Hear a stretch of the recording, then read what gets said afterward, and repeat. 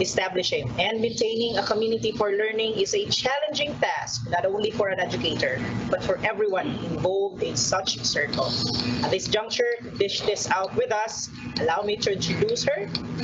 She has served as a resource speaker, facilitator, test developer, and curriculum quality specialist, and a subject matter expert in various events at different levels of governance. To cite some of her recent engagements, we have here the instructional videos for parents and teachers that's under the Office of the Vice President.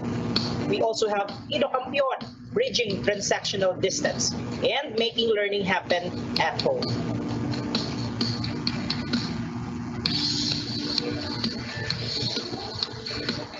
She has also served as a paper presenter in conventions and conferences, aside from her published and unpublished works.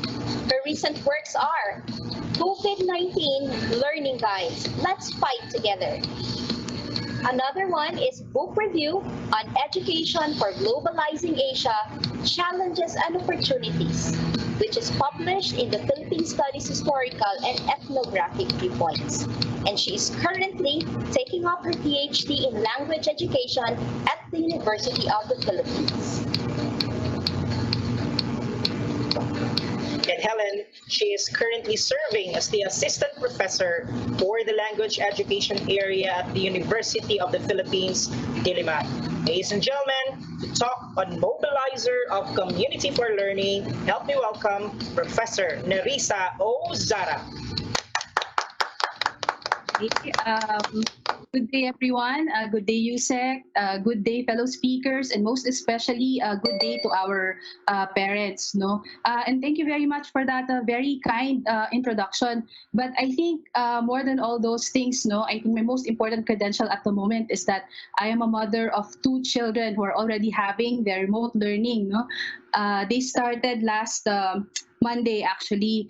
And despite all my preparations, no, before that I really thought I have everything figured out because after all I'm a speaker in webinars like this, no, to prepare parents. But then things still did not go as well as I hoped, no. But then of course we learned from our experiences. So this talk is about mobilizer for community learning.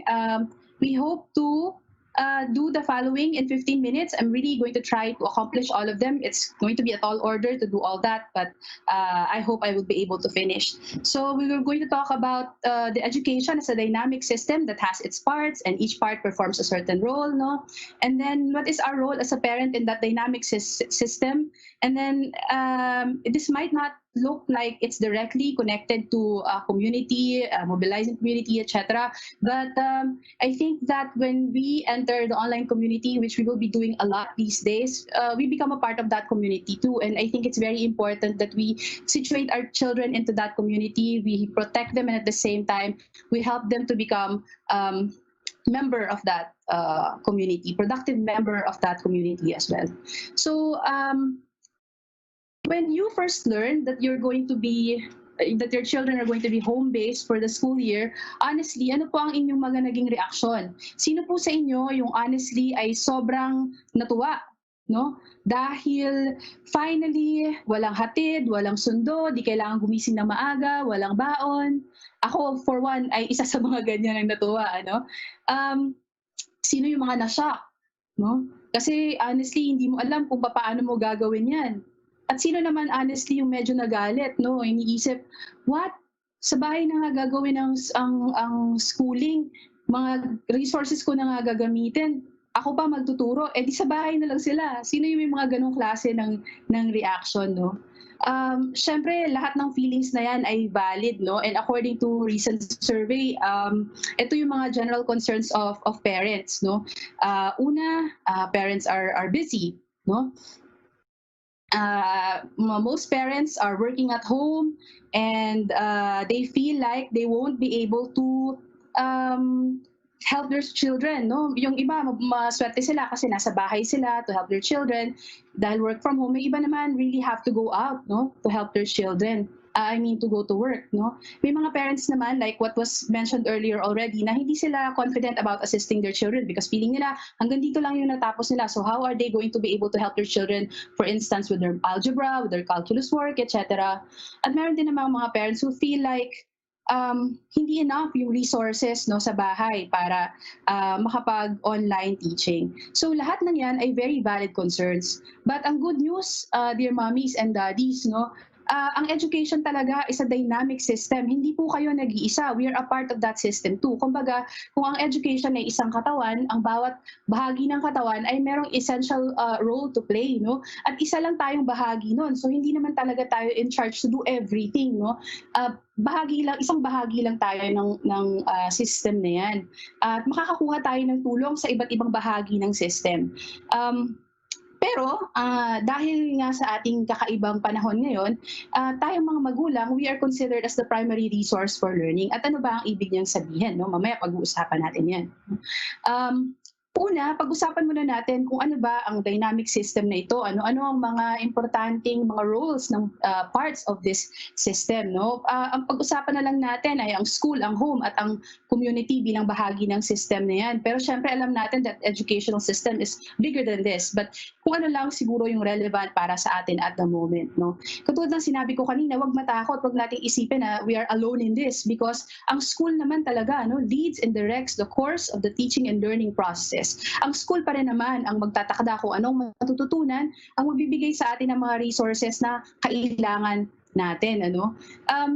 Gusto ko lang malaman, Mami, Daddy, no, nabisita nyo na ba ang DepEd website? Kasi napakamahalaga na at this point ay mabisita natin, alam natin kung ano yung mga resources na available sa atin sa DepEd website, no? Pangalawa, nabisita na ba natin yung regional DepEd website, no? Kasi baka maraming mga activities dito para sa ating mga magulang, no, na makakatulong sa atin sa paghahanda sa susunod na pasukan. Katulad halimbawa sa Region 7, meron silang online help desk. Kita natin dito, no? It's an infographic that tells us exactly, very concretely, kung ano-ano yung dapat natin gawin in case we needed help, no? Okay. Gusto ko rin sana i-highlight ito. Ito yung infographic na available sa DepEd website. Hindi ko na ito i-discuss kasi nga meron akong 15 minutes to do everything. At saka isa pa, kita nyo naman na napakadali niyang intindihin. But what this really tells us ay mga many schemes na available for the learning delivery modalities this year. At kung makikita, meron tayong A hanggang F, ano, at malinaw kung saan tayo magpo-fall under, kung depende sa kung anong resources ang meron tayo. Nasa DepEd website naman ito, pwede natin siyang bisitahin. So merong face-to-face learning, merong online synchronous, may online na synchronous, may digital offline modular, may home-based, no, kasi na may TV at iba pang mga resources. No, at saka ito na yung pwedeng home-based at really capitalizing on print modules, no. Hindi natin i-discuss kasi nga na meron naman ditong infomercial ang DepEd. Kung nakarinig nyo kanina before the start of the webinar, meron na infomercial na nagpaliwanag ng mga different schemes na ito. Okay. At dapat, no, bisitahin natin yung website ng ating regional office. Tingnan natin kung ano yung mga activities, no, na inihanda ng ating region, ng ating division para sa ating mga parents para tulungan tayo to prepare para sa darating na pasukan. Okay? Importante din nating makita kung ano yung mga hotlines, no, na pwede nating tawagan in case magkakaroon tayo ng problema. Alam natin dapat kung sino yung mga key individuals na pwede nating puntahan at tawagan at hingan ng tulong, no, ang teacher, ang guidance counselor, at alam natin sana kung ano yung mga contact information nila, kung saan sila pwede nating makontak, no. May ibang teacher na nagbibigay ng mga personal numbers nila, meron namang hindi, irespeto natin yun, ano. Ang ano lang ay bigyan natin ng respeto yung personal time ng teacher. Sana when we call our teachers and the school, we make sure that it's within the working hours, no, and we keep the weekend sacred. Palagay ko wala namang sobrang urgent na mga concerns na hindi pwedeng maghantay kinabukasan unless it's really life and death. So it's very important that we know all these things. So yung hotlines, yung mga numbers, contact information, key people, at yung mga resources na kailangan natin sa pagtuturo na manggagaling sa ating division, okay? Alright.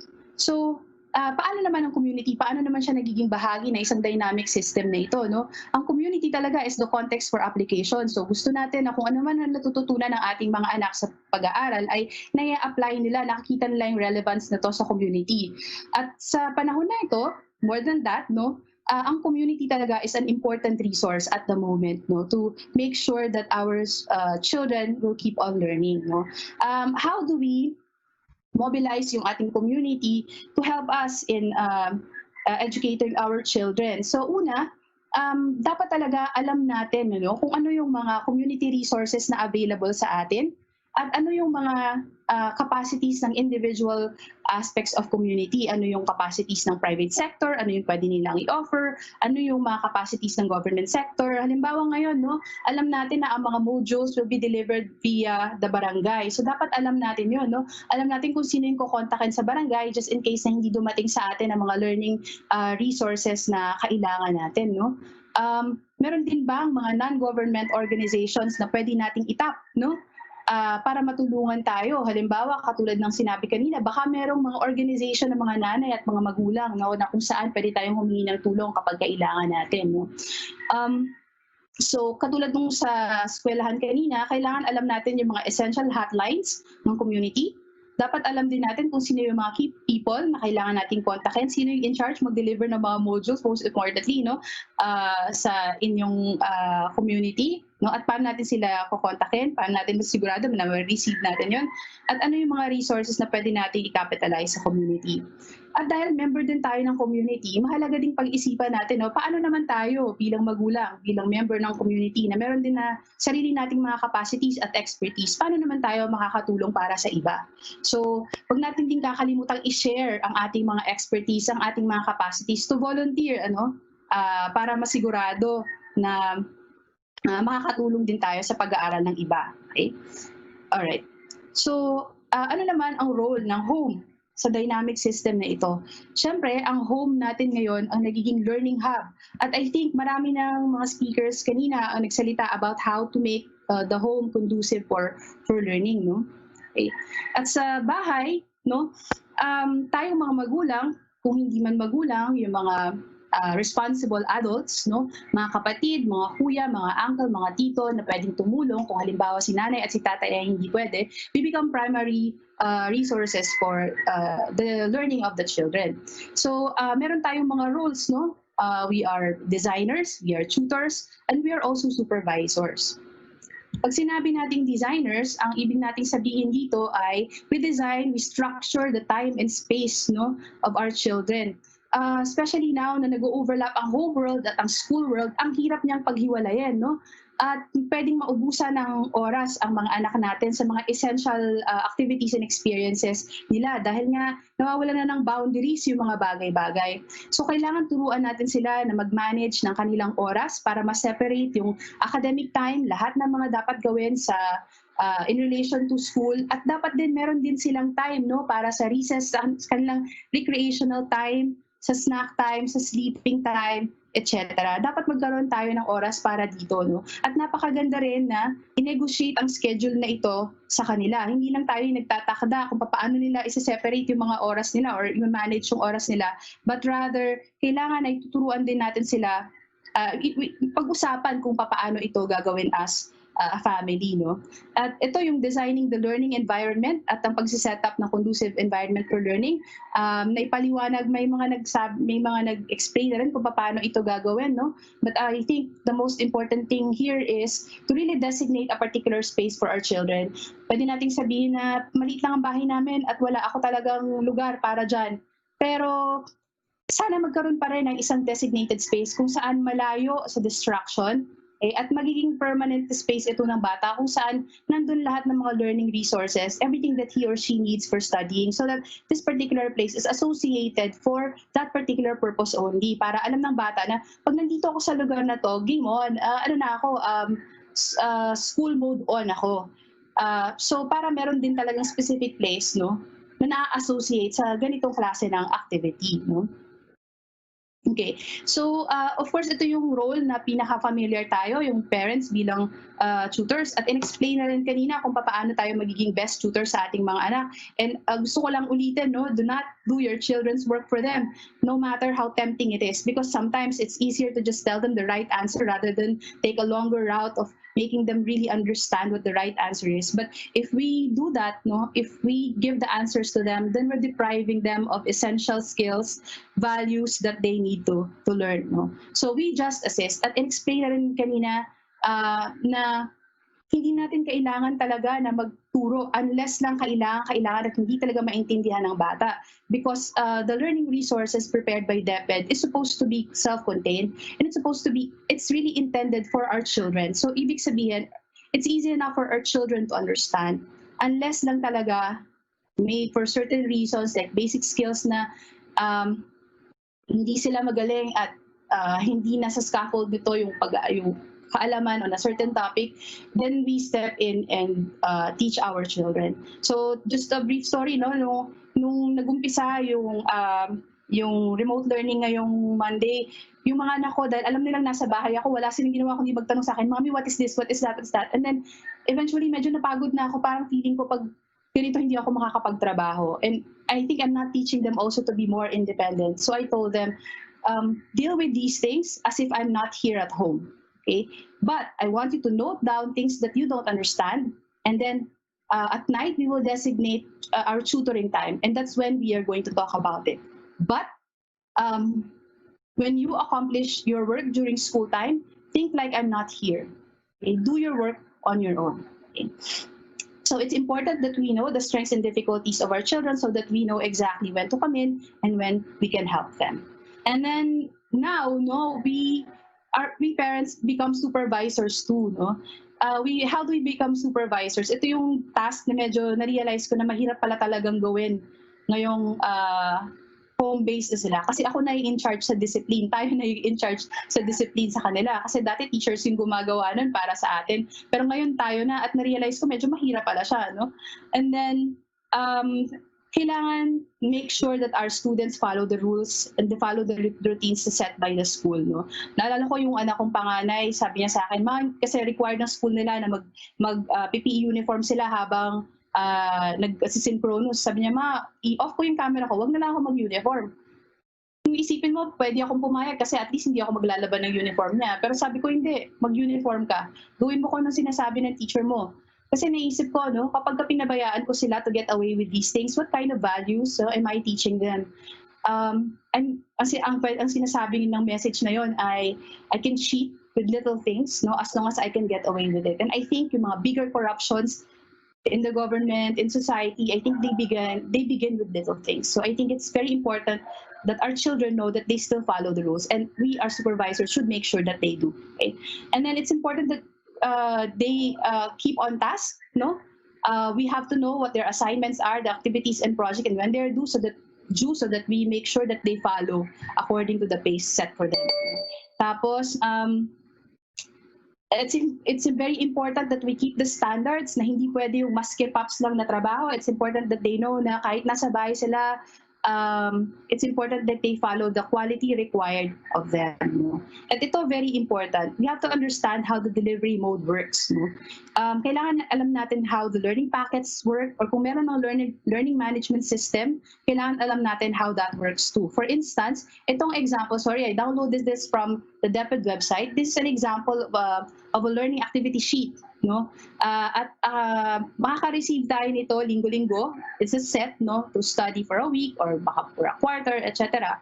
No, makaka-receive tayo nito. Although ito talaga ay for our children to work on, but it's very important that we also know how this works so that when problem comes in, we will be able to help them accomplish these materials, no.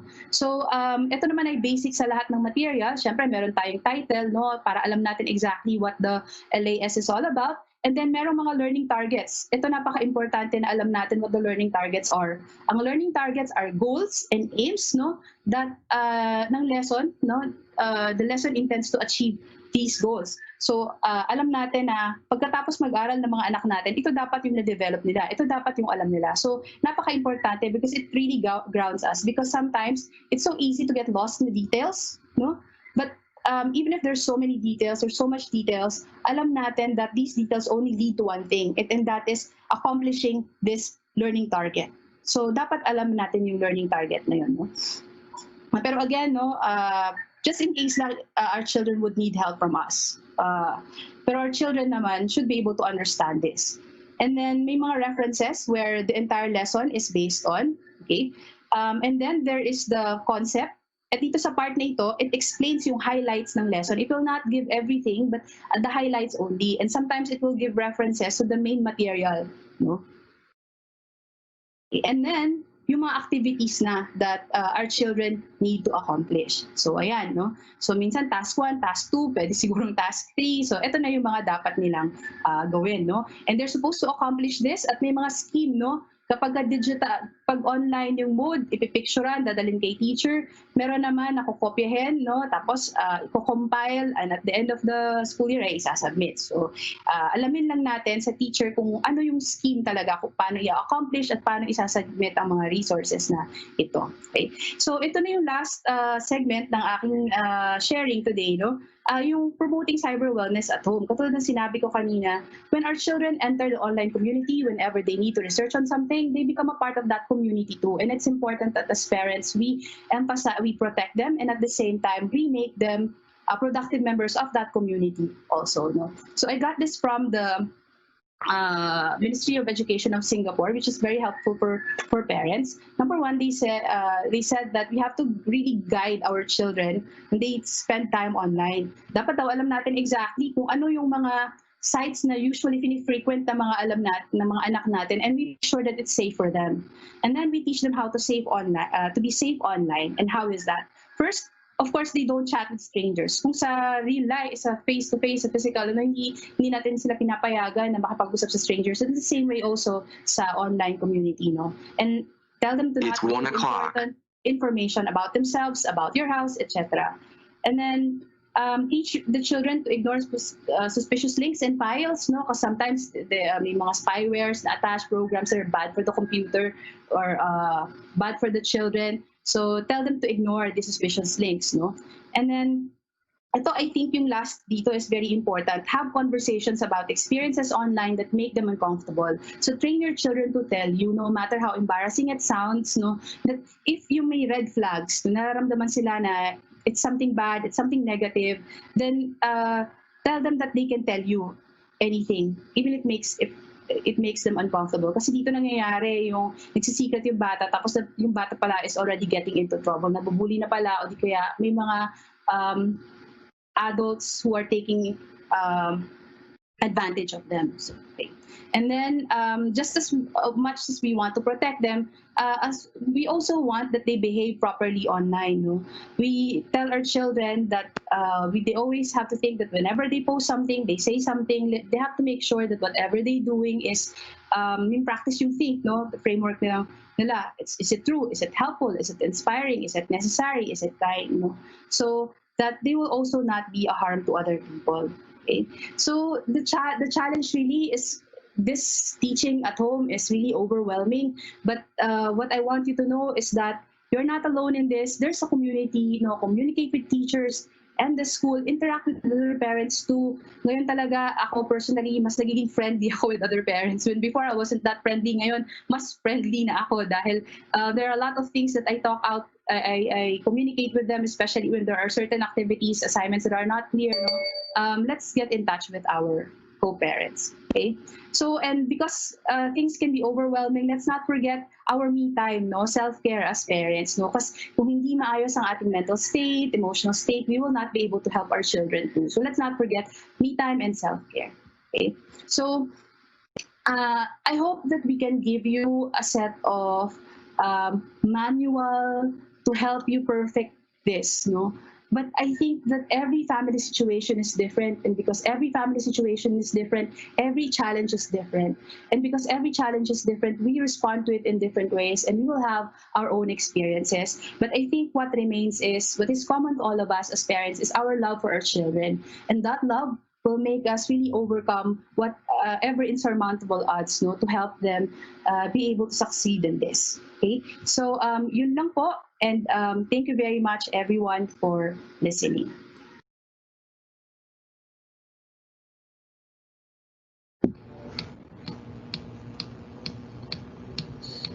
Ma'am Helen.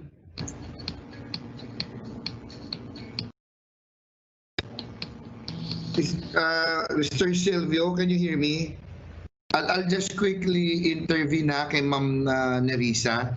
Ma'am, if you may, I think they heard me na kasi they're taking cue kaya may delay. Ma'am Helen, Mr. Silvio, ito mabilis lang ha. Can you hear me, Ma'am Nerissa? Yes, Yusek, naririnig ko po kayo. Salamat po, napakaganda po nung inyong lecture. Ang dami ko pong natutunan at bibigyan niyo po kami ng kopya ng PowerPoint niyo, hindi po ba? Sir, Hindi po. certainly. At gagawin po namin available sa lahat ng mga magulang na nandito po ngayon. Very quickly na lang, Ma'am Nerissa, specifically, what are the activities that you recommend our PTA as an organization? So you said, ang ganda nung sinabi po ninyo kanina, mga magulang, siguro hindi ubra na mabigyan kayo ng isang manual na maggagabay sa inyo dahil iba-iba ang sitwasyon ninyo. Pero pag-usapan po natin ng PTA, ano po yung specific activities that they may embark on to help each other, to help our parents become an effective learning facilitator at home? Ano po, ma'am? Okay. Sa akin po, Yusek, dalawang bagay, get involved, and get organized. Una, get organized. Meron naman talagang organization ng PTA, pero naging member nila rin po ako ng PTA before. Normally, president, yung mga officers lang talaga, at normally pilitan pa ito, no? Tapos i-assign lang kung sino yung mga magiging members nito, and normally hindi active yan for the rest of the school year. President lang ang naging active, no? I think very important to get organized, no? That's number one. And to get involved. All parents now have to be really involved in that organization, no, to contribute, no. In organizing ourselves, dapat alam natin yung mga contact information of everyone at kung sino-sino yung mga key people na makakatulong sa atin at kung ano-ano yung mga role ng key people na yan in the organization of parents. As a member parent, dapat alam din natin ano ba yung pwede nating i-contribute sa ating organization. No? So, yun po, Yusek, I think that it's very important to get organized and really mean it, no? And really get ourselves involved. At meron pa kaming gustong sinasabi sa UP College of Education, yung innovate, no? Innovate. So as an organization of parents, let's think of things that we have not done before. Kasi minsan we get comfortable with the things that we are already doing all the time. Now we don't go out of our comfort zones anymore. Especially now na bago yung situation natin. First time natin to lahat gagawin, no? At makaka-encounter tayo ng mga problema na ngayon din lang natin nai-encounter, no? Let's not get comfortable with what we already know, no? And what we're already used to doing. Let's challenge ourselves to innovate so that we can solve our new problems with new solutions, no, to these problems too. Galing. Ang galing, Miss Nerissa. Salamat po. Okay. Ma'am Sylvia, or Ma'am Sir Silvio, Ma'am Helen, you have the floor now, please. Thank you very much po. Galing, galing. Thank you po.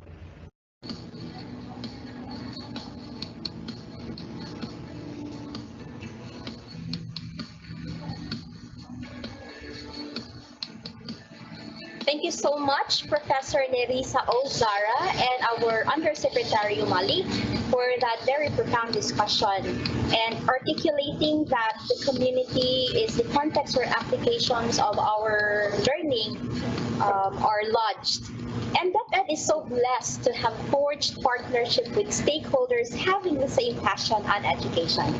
And at this time, we invited some of our program partners to be with us today to articulate the different programs which are in partnership with DepEd. The first in our list is the PLDT Smart Foundation Gabay Guru App. It is an education arm and a flagship project of the PLDT Smart Foundation. It is a program run by volunteers composed of the PLDT Managers Club Incorporated, and its mission is to provide programs that are anchored on our 7 core pillars. These programs are designed to hone and improve the welfare of our Filipino teachers nationwide. And to educate us more on this program, we have with us the Senior Vice President and Group Controller of PLDT Company, Ms. Shay Cabal Revilla. Hi. Is it okay for me to share my slide now? Yes, Michelle, you can. Hi, Michelle. Hello, Yusek. How are you po? I'm okay. Mayong udto kaninyong tanan nga na mo. Yeah, we can see your slides now, Michelle. We can see it. Is it on presentation mode? I can't see. We can, maybe it is, I guess.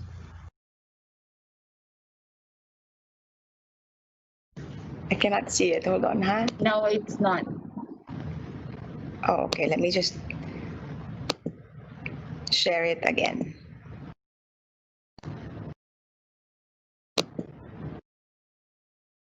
Is it there now? Yes, it is.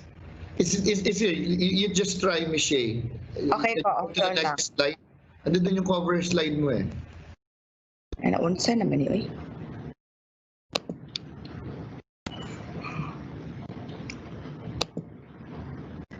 Okay, hold on.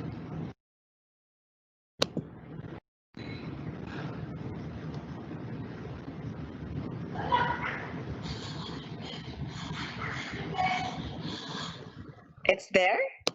I'm sorry. Can you try going to your next slide nga? Kung if that's what you're saying. If Can you it's- see it po, the next slide? This is the first slide, yung cover slide mo. May babae na may dalang Yeah. libro. It's not moving.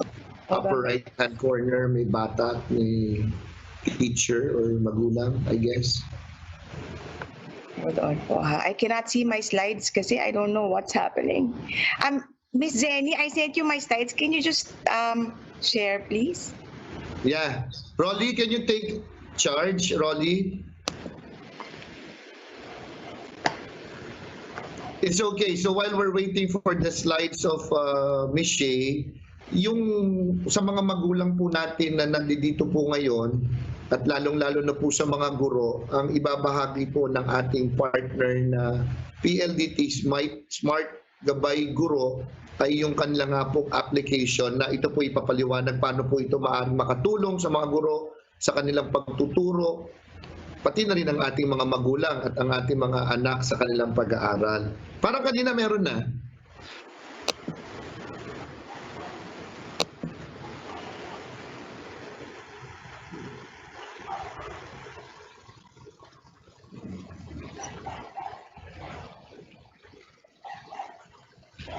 Wala ako.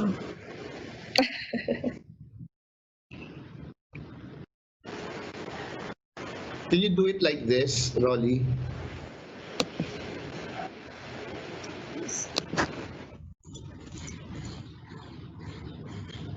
Kasi po parang I'm not allowed to share. Kayo na lang po, Ma'am Zenny at saka Mr. Rolly.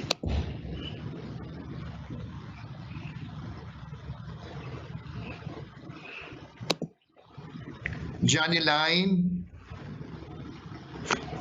Isek? Yes po. Yeah, can you take over? O, sa ating mga magulang at mga guro at mga taga-DepEd po natin na nandito ngayon, yan po ang new normal naman. But your issue of that while you're there listening, we are here really doing this and making this happen for you. Tsaka live siya. Yeah.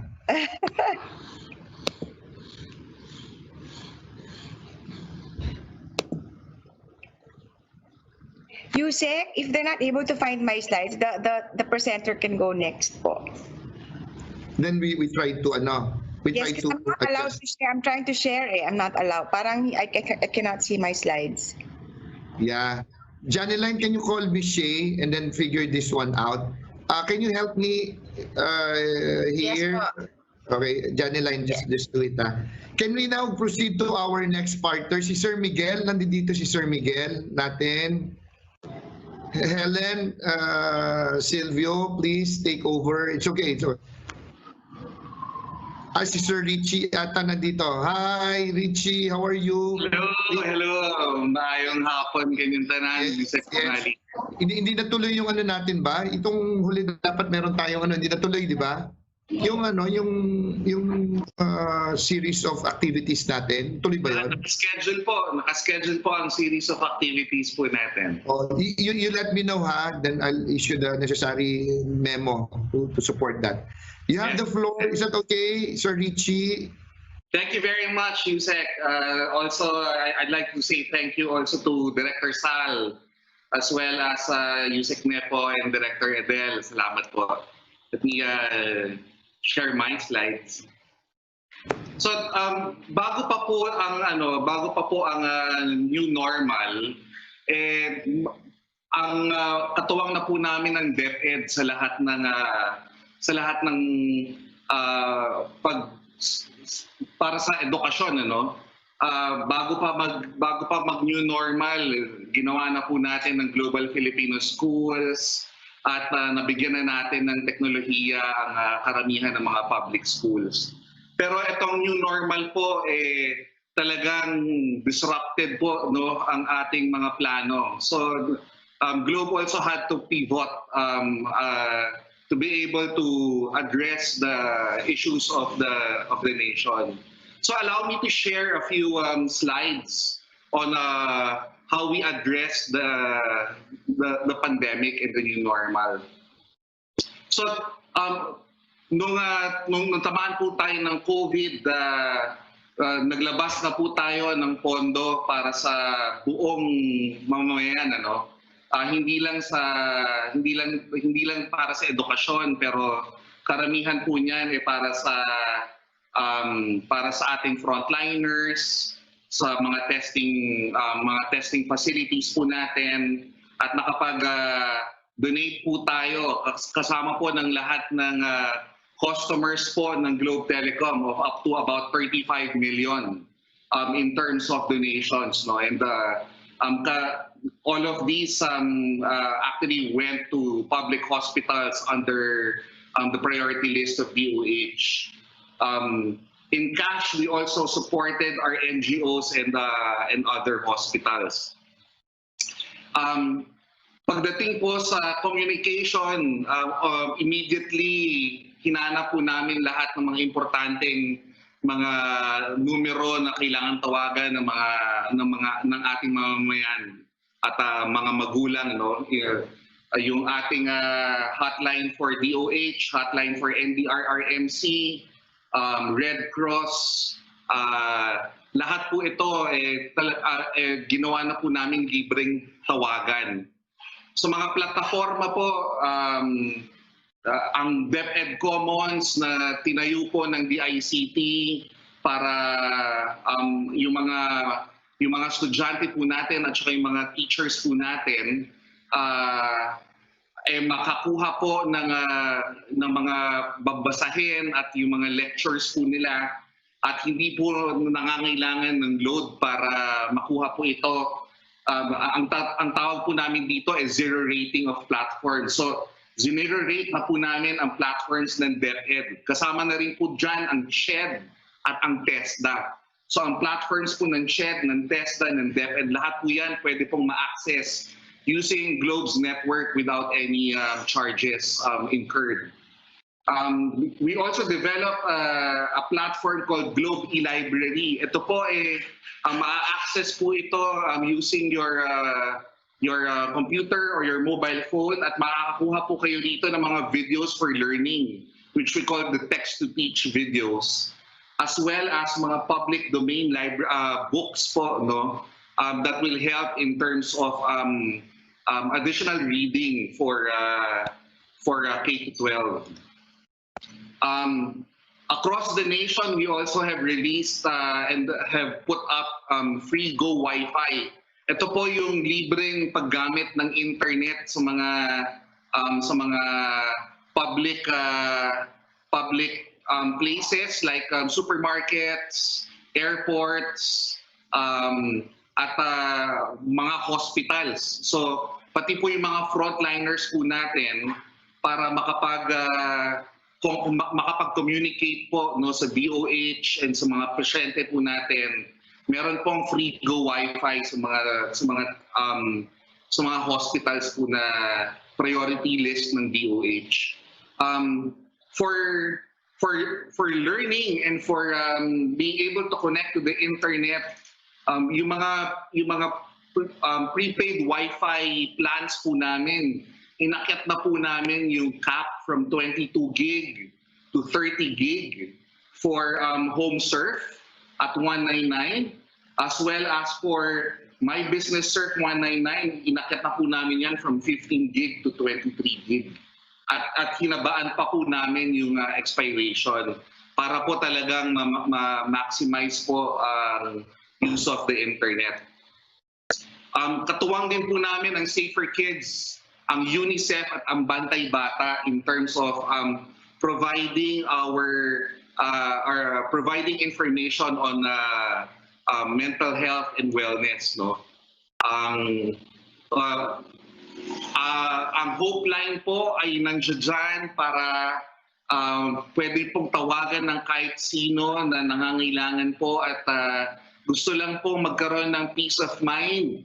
Kung medyo anxious na po kayo at kailangan niyo po ng tulong at kailangan niyo tumawag ng isang our specialized mental wellness professionals, andyan po ang UP Psych Serve, ang Hope Line. At pati po sa mga empleyado po ng Globe Telecom, meron din po kami tinayong platform para dyan. In terms of our support to our teachers, we actually are donating more than 1,000 home prepaid Wi-Fis, no? At nandiyan na po yan sa opisina ng DepEd, ready for DepEd to provide to all of the teachers who are in need. Kasama po dyan is over 50 to 70,000 prepaid SIM cards with 5 gig to 30 gig of free data. So kung sino po ang nangangailangan ng data para makapag-connect po at makapag-attend ng mga training, DepEd po may mga SIM cards na na-donate na ng Globe para makapag-attend sila niyan. Si Director Sal po at ang Region 7, isa po sa aming mga paboritong katulong, no? Nung July 17 at nung August 4, alongside with the Director Rolico of DRRMS, naipamahagi po namin ang Start a New Day or ang aming mental health and wellness programs. This came about dahil sa katulong po ng DRRMS at ang NEAP din sa pagpapaunlak po ng Globe Telecom para may pamahagi po itong mga programa na ito. Tuloy-tuloy po ito sa aming tuloy-tuloy po ang mga programa namin in terms of providing these webinars. Brigada Eskwela is also very deep in our hearts, no, in terms of our support. So we have a lot of programs and products that are purely for learning and exclusive for students, so that tuloy-tuloy po ang learning po nila kahit na learning sila online. Para po sa mga teachers natin, kasama ng NEAP, ipapamahagi po namin ang in partnership po with Philippine Mental Health Association, Teach for the Philippines, as well as ang Happy Labs International. In-depth and general skills knowledge on digital learning, how do you prepare yourself in digital learning, how do you address expected challenges and nuances in digital learning, psychological first aid, identifying whether your children are in need of somebody to talk to already, and addressing the concerns and providing and maintaining work-life balance. Early language literacy, napaka-importante po nito, no? So meron po kaming programa para tuloy-tuloy po ang joy of learning and reading, as well as counting, no, in the early stages of our children's development. Siyempre, hindi po maiiwan ng mga magulang po natin pagdating po sa pagbibigay ng parents' roles and support in distance learning. This is providing social and emotional learning, mindfulness, being able to help our parents as well as our guardians in being one in motivation, self-discipline, to become a better tutor, guardian, and parents to our children, especially as we all go through this new normal. So tuloy-tuloy po ang Globe Telecom para sa DepEd. Our goal is to be able to provide a globe of good and to utilize technology for social good. So sabihan niyo lang po kami kung meron pa po kaming maibibigay na hindi niyo pa po naririnig ngayon. At nandito po ang Globe Telecom para sa DepEd. Salamat po, Yusek.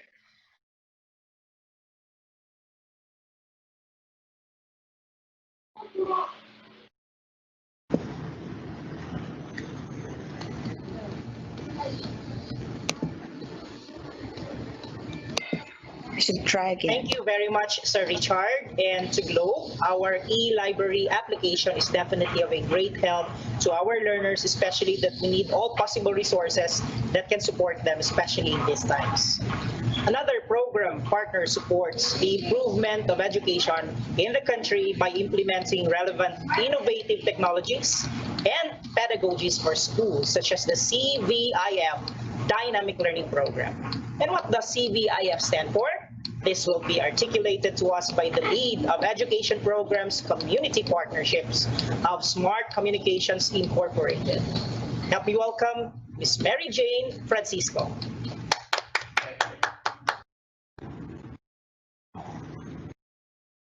Good afternoon. I hope you are seeing my slide. Okay. I'll take that as an affirmative. So, good afternoon, maayong hapon sa inyong lahat. Thank you for inviting us. This afternoon, what I'll be showing to you and sharing with you is the CVIF Dynamic Learning Program story. So, ano po ba ang CVIF Dynamic Learning Program or CVIF DLP? Let me go to my next slide. Okay, this is actually an innovative teaching methodology o paraan po ng pagtuturo ng mga teachers o paraan ng pag-aaral ng mga estudyante na kung saan nagpo-promote ng independent learning.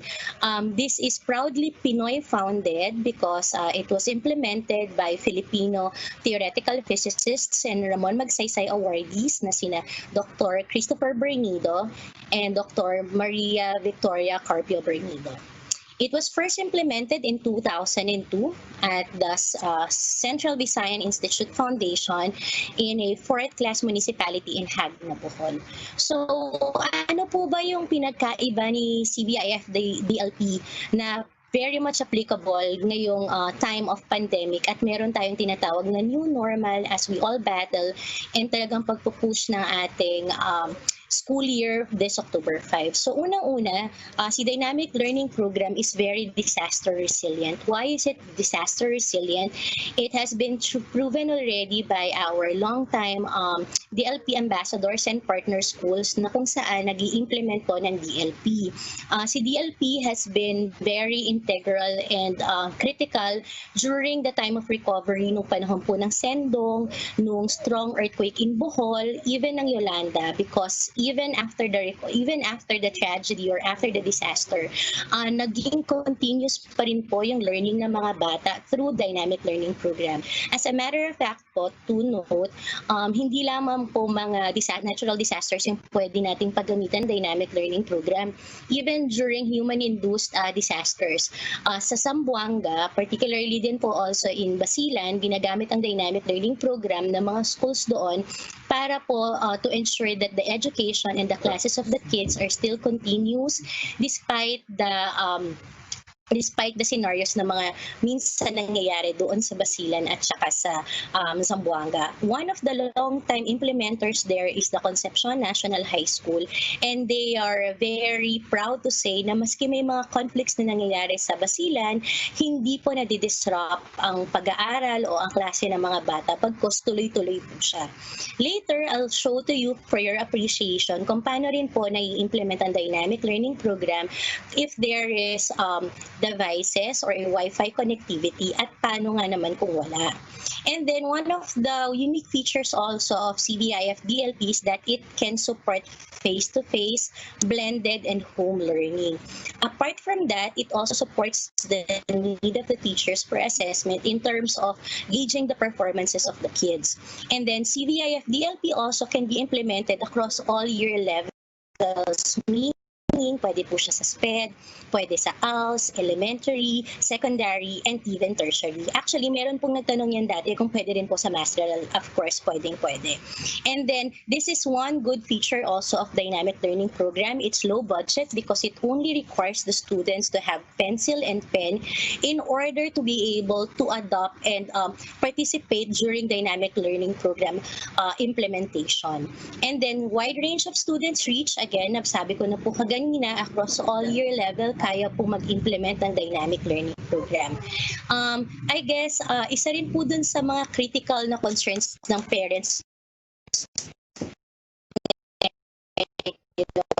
ay yung fear nila na kung sini-expect sa kids in dynamic learning program, hindi po ini-expect ang mga parents to be expert. What is expected from them is for them to monitor the activities of the kids and to ensure that the kids are actually doing what they need to do, which is answering and copying their learning activity sheets at a given and agreed time or schedule. So, in the new normal, meron po tayong dalawang components in dynamic learning program. Ang una dito ay ang learning activity sheets. Ang learning activity sheets na po ito pinapakita ko po for everyone for your appreciation. Ito po yung sinasagutan at kinokopya ng mga bata. One of the unique things about DLP na nagsiset apart sa kanya sa ibang mga worksheet style learning or is that ang mga bata po is heavy when it comes to writing. The teachers are expecting the kids or the students to copy word per word everything they see on the learning activity sheets. Why? This is primarily because according to studies, and sabi ko nga po earlier, it was founded by theoretical physicists, na ang writing po constitutes retention. The mere fact or the mere act that you're writing, you're already imprinting into your brains and you're making your brain cells work para maalala nyo yung mga bagay na sinusulat nila. At this point, I'd also like to thank the Department of Education because gusto namin i-share sa inyo na ang DLP po or CBIF DLP is now being endorsed and acknowledged by DepEd as one of the supplemental learning materials na pwede pong gamitin this coming school year. Meaning, may mga contents po tayo, specifically po itong mga learning activity sheets natin na pwede nyong makita, lalo na ng mga teachers ma-access, i-download sa DepEd Commons. And again, that's for free kasi pag ginawa na rin pong free ni Smart, siniro rate na rin po namin ang DepEd Commons. That's another good news for everyone. And then aside from this component, ang pangalawang component po natin is the comprehensive student portfolio. This is basically the collection of all the answered, copied learning activity sheets of the kids.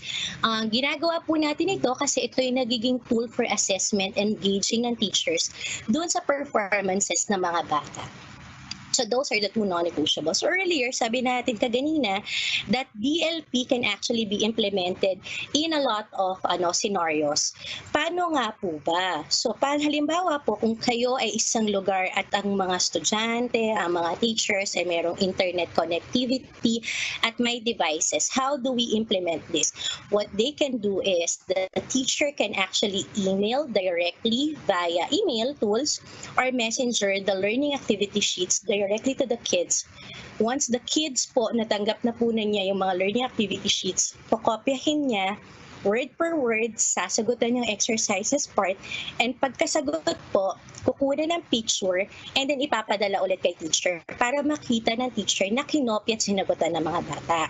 And then the teacher intervention can actually happen on whatever learning management tool po or system na ginagamit ng school. Pwedeng Zoom, pwedeng FB Messenger, pwedeng group chat. And then paano naman po dun sa mga scenarios na teka, may mga devices yung mga bata or teachers pero may limited internet connectivity. Meaning, meron po silang signal, okay, signal nila, kaya lang wala silang load na pang enroll for data. We'd like to share with you na naka-zero rate din po si Messenger. So meaning, pwede rin po kayo makapag-send at makatanggap pa rin ng messages on Messenger via FB Messenger. So ang pwede pong mangyari, si teacher po will manually type the learning activity sheets and then send it to the students. Once the students receive it, he or she will again manually write it on a clean paper and pencil, using a pencil, and then answer the exercises portion. Once he's done answering the exercises portion, what will happen is he will then send the answers to the teachers para naman ma-assess ni teacher. The actual intervention can happen during the time na kung saan nagpapalitan na ng messages ang teacher at saka yung estudyante. And then, syempre, for the third scenario, paano naman po yung mga scenarios or areas na wala talagang internet connectivity or devices because of, ating challenges when it comes to geographical characteristic ng ating bansa. So what will happen is the teacher can make an arrangement to the parents with the aid or help of the LGUs po or ng mga barangay officials na kung saan pwede pong pa-pick up sa school o sa drop-off area yung mga learning activity sheets. At pagka-pick up po, ibibigay sa mga estudyante at sasagutan naman ng mga estudyante pag natanggap na po nila. So those are the three scenarios na nakita namin na pwedeng i-address at pwede pa rin po talagang applicable ang dynamic learning program. So to give you a more detailed explanation and for everybody's appreciation po, para po makita po nila kung paano nga ba talaga nangyayari. So sa first step po, pwedeng si teacher ay nagpe-prepare ng learning activity sheets po na ipapadala sa mga bata. Kung po ang ating scenario ay meron namang internet connectivity ang mga bata at ang teacher, maaari pong isend ng teacher diretso sa mga bata yung mga learning activity sheets. Pero kung may challenge connectivity, what will happen, pwede na lamang pong gumawa ng arrangement para po ipa-pick up kay parents yung po mga kopya ng learning activity sheets. Pagkatanggap po ng mga bata ng learning activity sheets, dapat po niyang sulatan. Sulat po ito, word per word, kung anong laman ng learning activity sheets. At pagkatapos niyang sagutan, i-compile po ng mga bata yung mga learning activity sheets sa isang portfolio. Ang portfolio can actually be a envelope or folder. For the teacher intervention, pwede po tayong gumamit ng TV, online, radio, or FB Messenger. Earlier, nabanggit ko po na ang Dynamic Learning Program ay nagpo-foster or nagpo-promote ng independent learning. Why? Because 80% po ng time ng mga estudyante, ginugugol po nila sa pagsagot at pagkopya ng learning activity sheets. Ang 20% po, ito po ay inaalat para sa teacher intervention na kung saan kung meron pang dapat iklaro sa mga items na kailangan pang maintindihan ni estudyante, dito po pumapasok yun. And now, after po ng intervention, pwede na pong ibalik ng estudyante yung mga nakopya ng learning activity sheets at nasagutan. Again, in the same manner po, kung meron po tayong internet connectivity, pwede pong i-email diretso ng estudyante papunta po sa teacher or magkakaroon po tayo ng arrangement with the parents para ihatid ulit kay teacher. Ito po naman yung pag-assess ng teachers. Once the teachers receive po yung mga learning activity sheets, pwede nyo na pong i-assess kung ano po yung mga ginawa at saka kung ano yung pagkakaintindi ng mga bata dun sa mga activities po na sinagutan nila. Ang mga Brainidos po, currently, they've been, of course, implementing dynamic learning program ng matagal na since 2002. Ngayon pong new pandemic, nag-tweak lang po sila in such a way na nag-i-schedule sila ngayon ng weekly teacher intervention. Hinahati nila yung bawat araw between grade levels. And then per grade level, meron po silang schedule na sinusunod. Ito na po yung nagko-constitute ng 20% na kung saan pwede na i-discuss ng teacher yung mga items po na hindi naintindihan or kailangan pa ng further na explanation ng mga estudyante. Just to share with you, these are the long-time DLP implementers po. We have from elementary, even sa SPED, ang Escuela de Nuestra Señora de la Salet ng Dagupan. For senior high school, we have a lot of list. Yung isa sa mga long-time po natin na nag-i-implement ay yung Hagna High School at saka Davao Christian High School. For tertiary, meaning hanggang college po, nag-i-implement ng Eastern Quezon College. And of course, for ALS po, long-time implementors ang DepEd Region 10. If you want to learn more about Dynamic Learning Program, please visit us, follow us on Dynamic Learning Program FB page, pati po yung Smart Communities for updates. We always try to schedule a workshop, to further give talks on dynamic learning program, lalo na po dun sa mga schools at saka teachers na interesado po mag-adopt ng DLP. Do send us a note, PM us para we can include you in the schedules. At this point, we'd like to express ang support po ng SMART with the Department of Education in working with you to ensure that inclusive education is really pushed through so that there will be no learners left behind. Yun lamang po. Maraming salamat for inviting me.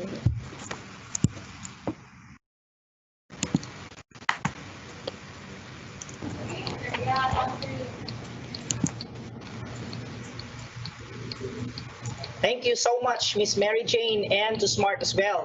So at this point in time, we already have 2 program partners who shared with us their very timely applications, which are of great help to our educators and learners, especially in this time that we are into the recalibration of our learning delivery modalities.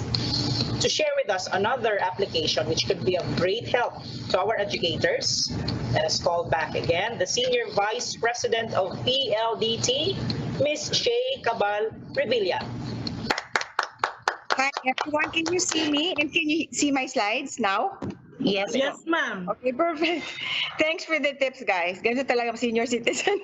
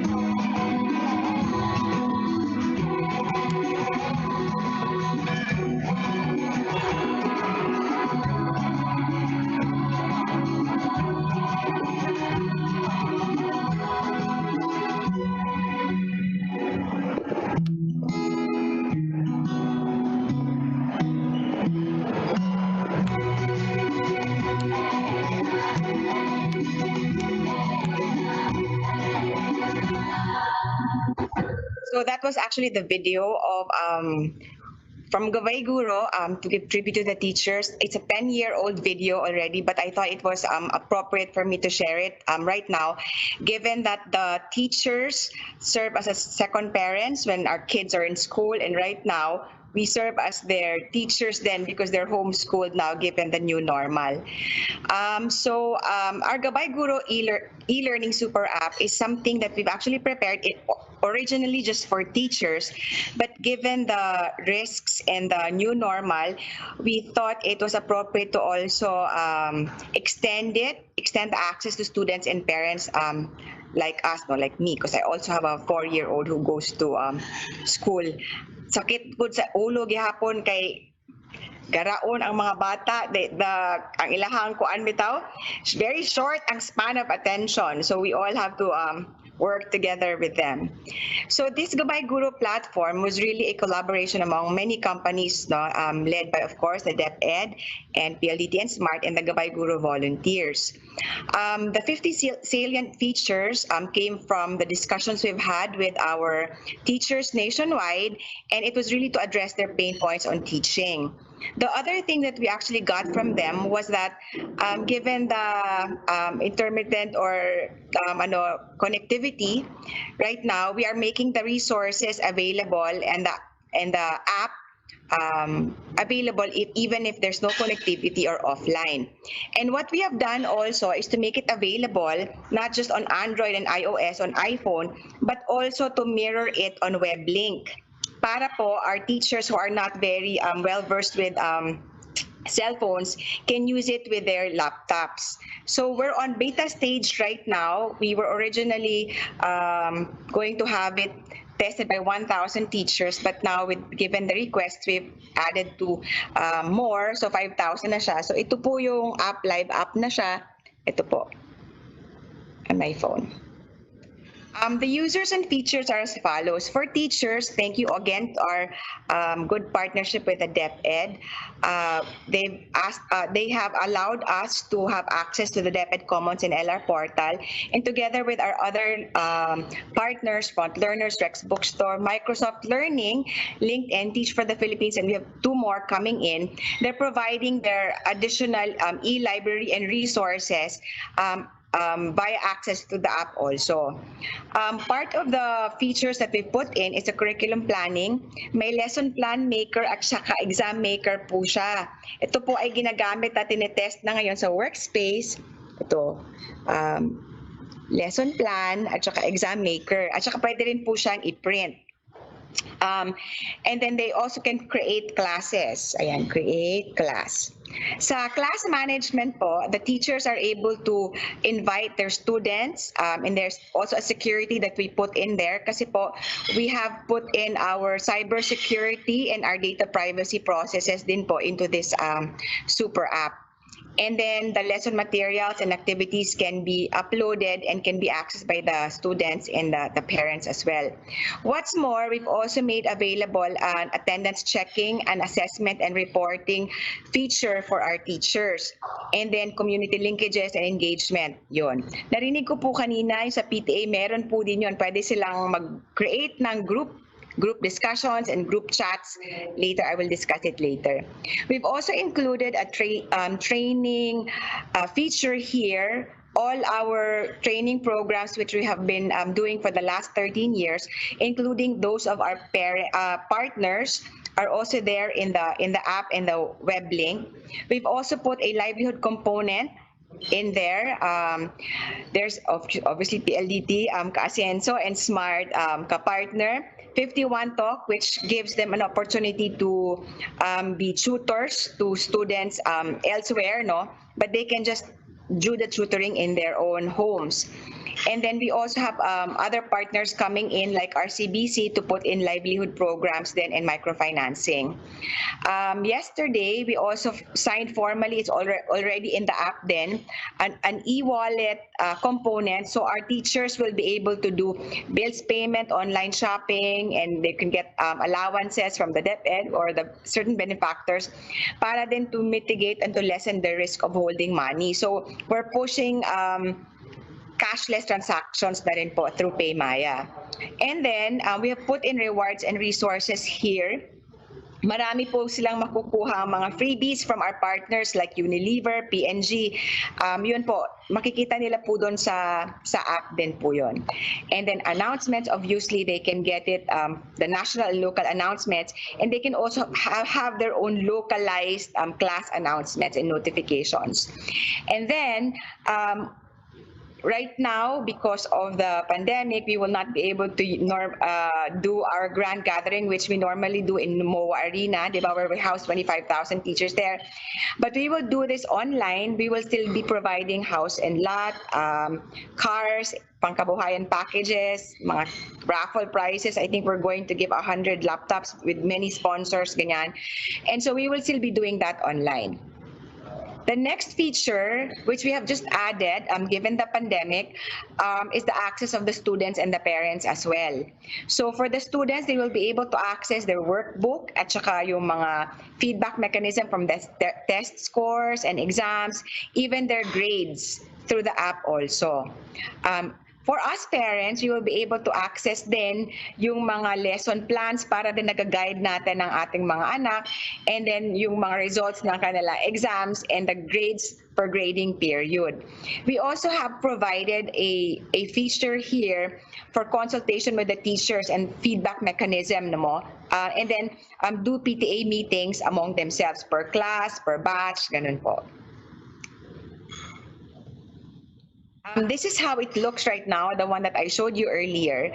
And I am proud to say that this is actually purely Pinoy made from the inputs of Philippine teachers then nationwide. So it wasn't like yung kumuha tayo ng standard off-the-shelf platforms no na kinopya natin. Ito po talagang from scratch, Pilipino po ang gumawa. So we're very, very proud of this app and this platform. So this is how it looks like. It has a calendar. It's highly customized and the onboarding is very simple. There are trainings, and then there's some messaging, as I mentioned earlier, and the e-wallet from Paymaya. And then, ito yung rewards. And this is the workplace where there is a class that can be created by the teachers and then other things.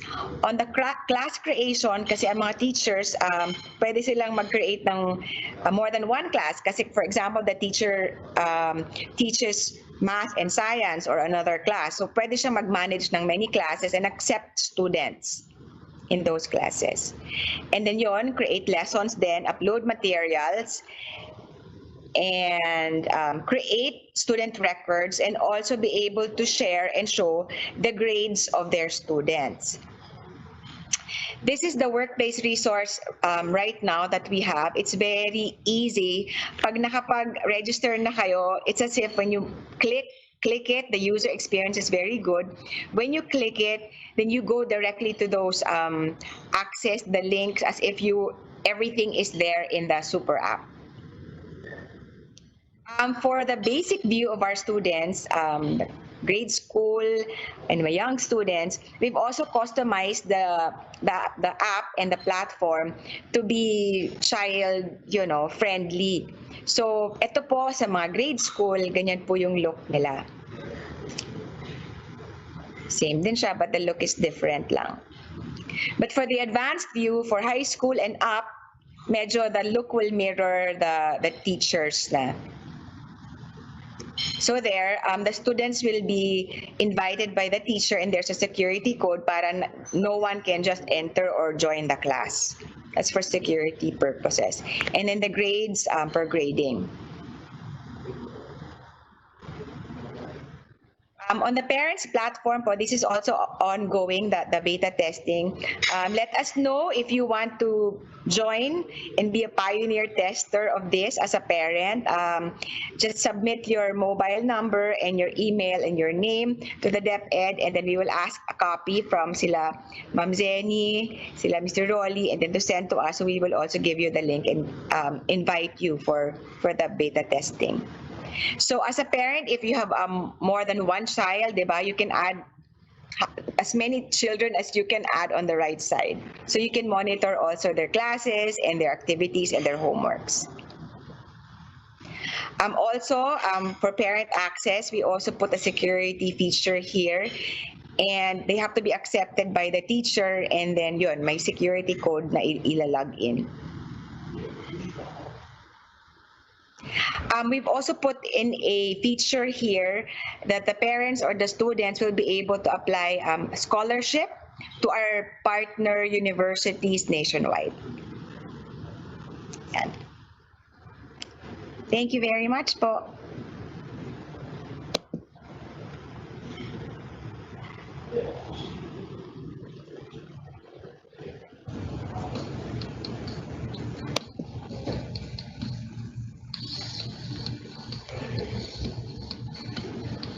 Thank you so much, program partners, for being one with DepEd. And we just had spellbinding topics, Sir Silvio, and I am seeing now questions in the Q&A box. At this juncture, we would like to highlight some of your questions. The program management team shall select questions from the regions in the Visayas cluster to be responded by our speakers themselves. The acknowledged attendees from whom these questions come shall automatically win prizes from our program partners.